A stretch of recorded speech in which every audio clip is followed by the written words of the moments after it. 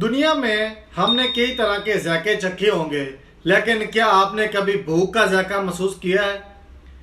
ایک ایسی بھوک ہے جو انسان کو اس حد تک گرا دیتی ہے کہ وہ مٹی کھانے پر مجبور ہو جاتا ہے، جسے ہم پاؤں تلے رونگتے ہیں۔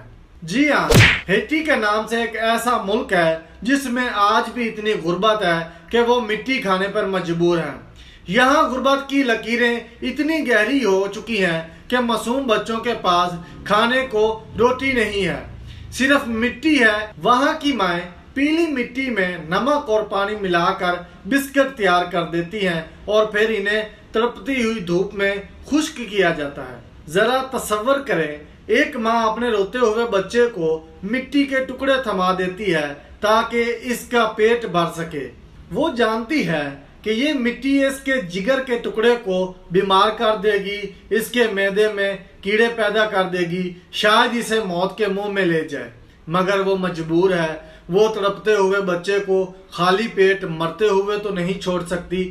وہ بچہ جسے کھلونے کی ضرورت تھی آج خشک مٹی چبا کر زندگی کی جنگ لڑ رہا ہے۔ یہ مٹی کی روٹیاں نہیں بلکہ انسانیت کے منہ پر ایک تماچا ہے۔ کبھی سوچا ہے کہ اسی دنیا کے کونے میں کوئی بچہ مٹی کھا کر نیند مانگ رہا ہے؟